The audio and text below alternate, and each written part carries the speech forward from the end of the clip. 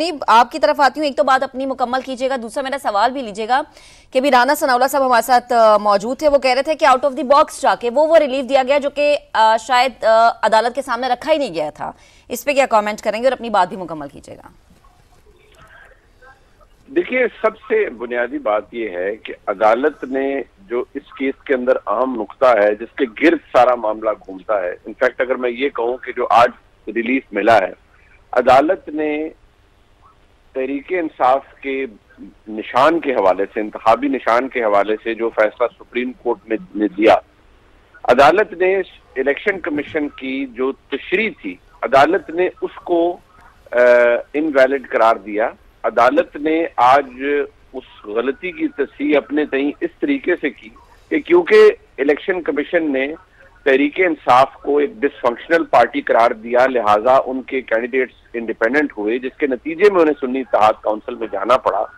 लिहाजा अदालत ने वहां से उस गलती की अपने तई दुरुस्ती की है। अब यहाँ सवाल ये उठता है कि वो तो दुरुस्ती हो गई, और क्योंकि वो बल्ले का निशान भी अदालत ने कह दिया, या निशान इंतखाबी निशान होना किसी सियासी जमात के लिए जरूरी नहीं है इलेक्शन कंटेस्ट करने के लिए, वो कोई रिक्वायरमेंट नहीं है, अदालत ने कहा। जजेस ने इसको ऑब्जर्व भी किया और ये यकीनी तौर पर अदालत ने कहा। बट सवाल ये पैदा होता है कि इस पूरे मामले में जो पिटिशनर थी वो तो सुन्नी इत्तेहाद काउंसिल थी। सुन्नी इत्तेहाद काउंसिल की पिटिशन को सुनते हुए मुतअद्दिद दफा जज साहिबान ने वकला से पूछा था कि पाकिस्तान तहरीक इंसाफ कहाँ स्टैंड करती है, क्या वो यहाँ पिटिशनर है, तो जवाब नफी में आता था। अब सवाल ये है कि जो एतराज करने वाले हैं वो ये करेंगे, जिस तरह राना सनाउल्लाह साहब ने भी किया, कि ये ओवर एंड अबव जाकर कानून से अदालत ने एक ऐसे मामले में एक ऐसी जमात को रिलीफ दिया है जो कि पिटिशनर सिरे से थी ही नहीं। लेकिन अदालत का ये मौक़िफ़ है कि वो पिटिशनर इस सूरत में नहीं थी क्योंकि इलेक्शन कमीशन ने उनका ये हक उनसे ले लिया था। अदालत ने उन्हें, इलेक्शन कमीशन ने उन्हें डिसफंक्शनल पार्टी करार दिया। इलेक्शन कमीशन के उस गलत फैसले की वजह से जो कैंडिडेट्स थे तहरीके इंसाफ के, उनको मजबूरी में इंडिपेंडेंट इलेक्शन लड़ना पड़ा। उसी मजबूरी में फिर उन्हें इलेक्शन के बाद सुन्नी इत्तेहाद काउंसिल ज्वाइन करना पड़ी। लिहाजा अदालत ने इस बात को इतना रिगार्ड नहीं किया कि सुन्नी इत्तेहाद काउंसिल का राइट बनता है कि वो मखसूस नशिस्तें ले। क्या अदालत ने ये लिखा कि सुन्नी इत्तेहाद काउंसिल एक पार्लिमानी पार्टी थी? सुन्नी इत्तेहाद काउंसिल तो फॉर ऑल प्रैक्टिकल पर्पसेस अदालत ने उसकी एग्जिस्टेंस या उसकी अहमियत बहसियत पार्लिमानी पार्टी, उसको तो डिसरिगार्ड किया है। अदालत ने तो जो कहते हैं ब्रिंगिंग बैक टू लाइफ का इस्तेलाह हम इस्तेमाल करते हैं, they have brought Tehreek-e Insaf back to parliamentary life with the effect कि वो कैंडिडेट्स जो कि तहरीके इंसाफ के थे, जिनको आज़ाद इलेक्शन कमीशन ने डिक्लेयर किया, वो आज़ाद थे ही नहीं। उनके पास निशान होना जरूरी नहीं, वो बेशक 100 निशानों पे इलेक्शन लड़ते, लेकिन वो तहरीके इंसाफ के कैंडिडेट्स ही थे। लिहाजा उन्होंने वो सीटें जो भी उन्होंने जिस तनासुब से जीती और जिस तनासुब से भी वो असेंबलीज के अंदर आए बशमूल कौमी असेंबली के, उसी तनासुब के बेसिस पर अकॉर्डिंग टू आर्टिकल 51 उनका जो मुतनासिब शेयर है वो उनको दिया जाए। अदालत ने तो बेसिकली इस मामले को उस तरह से देखा है। यहाँ सुन्नी इत्तेहाद काउंसिल की दरखास्तें मंजूर होना, या हम उसको एज हेडलाइन में जरूर चलाएंगे, अगर आप उसको पूरे फैसले को पढ़ें और उसका जो ऑपरेटिव पार्ट है उसको पढ़ें, तो अदालत ने तो तहरीके इंसाफ को दोबारा एक पार्लिमानी पार्टी बना दिया है और बताया है कि इस बात की अहमियत नहीं है कि इलेक्शन कमीशन ने जो किया ना सिर्फ वो गलत था, बल्कि वो गलत तशरीह थी उस फैसले की जो कि सुप्रीम कोर्ट ने ही दिया था, जिसमें बल्ले का निशान तहरीक इंसाफ से लिया गया। जी ठीक, मुनीब साहब हमारे साथ ही रहिएगा। आयशा बख्श साहिबा भी हमारे साथ मौजूद है, एंकर पर्सन। आयशा साहिबा, आप इस फैसले को किस तरह देखती हैं? आपसे कुछ देर पहले राना सनाउल्लाह साहब हमारे साथ मौजूद थे, उनका ये मौक़िफ़ था कि पीटीआई को वो रिलीफ मिल गया जो उन्होंने मांगा ही नहीं है। क्या कॉमेंट करेंगे?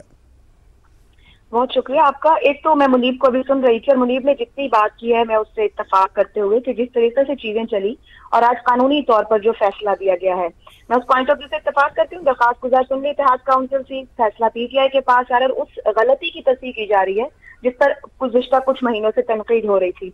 मैं गुफ्तगू को यहाँ से आगे ले जाना चाहूंगी क्योंकि अभी तो तफसीली फैसला भी आएगा, लेकिन जाहिर बात है इस फैसले के आने से पहले ये गुफ्तगू हो रही थी कि हमारी सियासत पर इसके क्या असरात होंगे, और एक पॉलिटिकल स्टेबिलिटी है जिसके ऊपर डिस्कशन गुज़िश्ता 2 साल से है कि खत्म होने का नाम नहीं ले रही, कि हमारी सियासत और पार्लियामान का हर फैसला अदालत में जाके तय हो रहा है।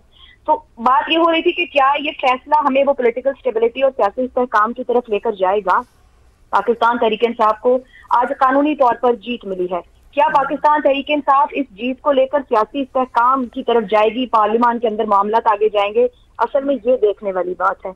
हमें इलेक्शन से चंद हफ्ते पहले दिया गया फैसला, उसकी क्यों दुरुस्त तशरीह ना हो सकी?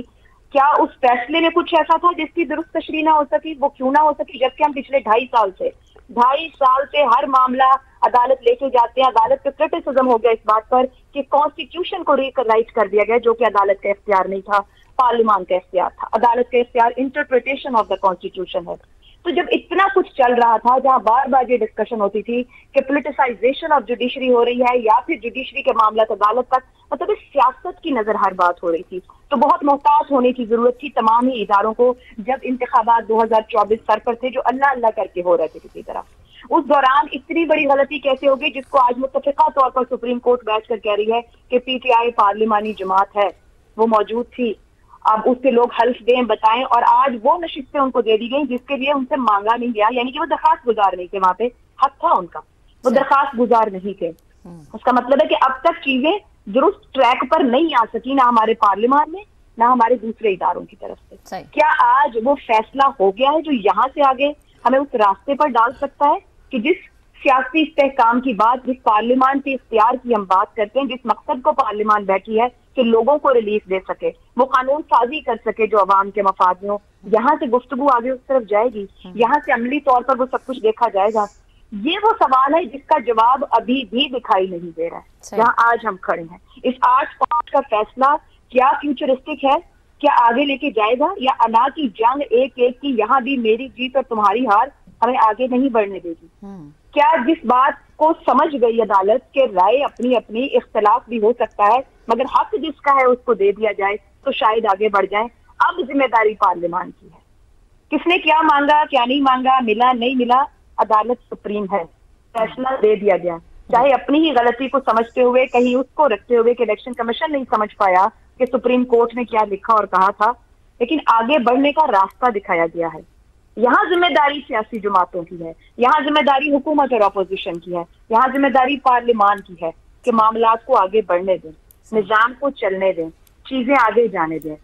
इंतखाब हुए 2-2.5 माह हुए हैं बेशक, हमारे ऊपर माशी मामलात और तंगी इतनी ज्यादा है कि अवाम के लिए ये बहुत से मामलात जो कि हमारी टीवी स्क्रीन, हमारे प्रोग्राम, हेडलाइंस और खबरों की हाईलाइट्स है, ये अवाम की जिंदगियों की हाईलाइट ही रह गई। बिल्कुल माशी तौर पर अवाम बिल्कुल पिस चुके हैं इस वक्त।